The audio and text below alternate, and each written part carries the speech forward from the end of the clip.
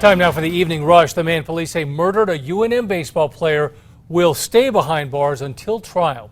23-year-old Darian Bashir is accused of shooting and killing 23-year-old Jackson Weller outside a Nob Hill restaurant.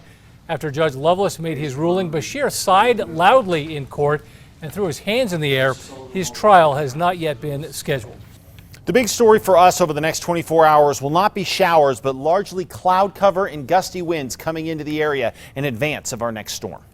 A traffic alert. You may want to avoid a portion of lead tomorrow as work on a water line causes some major traffic headaches. Construction on lead up to Broadway is causing some traffic headaches. The work is also cutting each direction of Broadway down to one lane. That's supposed to last until September. There are 10 other water and sewer projects this summer. Find details at alwaysonkRQE.com. A man will now have to face a judge after being arrested and accused of stabbing a man in downtown Albuquerque. Mario Castellanos Reyes is accused of stabbing Eric Trujillo in front of a bar called the Anodyne on Central. This is on April 11th. He is facing an open count of homicide. A former UNM Valencia professor will go on trial this summer. He's facing allegations he inappropriately touched one of his students. That's according to a grand jury indictment, which charges him with battery and criminal sexual contact. New at 6, we could soon find out if a new survey is enough for the Department of Health to change its limits on how much medical marijuana can be produced. The survey showed in part 55% of producers say they've been unable to keep pace with patient demand. This comes as patient enrollment surges. You can now weigh in on what street projects you believe should get done in the city. The Mid-Region Council of Governments launched an interactive map letting residents give input on improvements.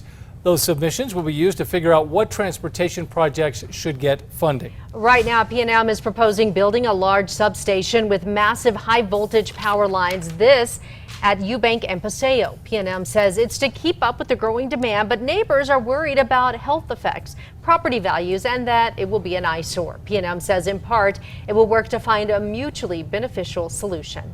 Developing now, police are investigating the death of 3 people, including a teen and a child near Espanola. According to the search warrant, deputies found 39-year-old Dominic Manzanares, 19-year-old Ayla Manzanares, and 9-year-old Ventura Manzanares dead at a home east of Santa Cruz. Authorities reported the smell of gas. No word on whether it was carbon monoxide. An Albuquerque business is trying to find a solution to a homeless camp. The owner of a family indoor flea market near Manal and Carlisle. When police responded, the homeless leave the area and then come right back. APD says the business can put up no trespassing signs, allowing officers to issue citations or make arrests if needed. The city of Santa Fe is hoping to help asylum seekers. Donations continue to pour in for a relief fund for asylum seekers in New Mexico. That fund would go toward buying books and toys for migrant children who will be housed at Expo New Mexico. Santa Fe Mayor Alan Weber announced more than $10,000 in donations for a play area. The Santa Fe Municipal Airport is getting $1.88 million from the federal government to rehabilitate its taxiways. Santa Fe is one of 127 airports receiving that funding. Tomorrow, state officials are making searching for jobs and applying for unemployment benefits easier. This by combining the 2 websites. The state hopes this will save time and frustration, saying people won't have to remember multiple usernames and passwords for the 2 systems. Here's a hidden gem you might not know about. The Glass Graveyard is near the Bareilles Little League fields, and it's open to the public.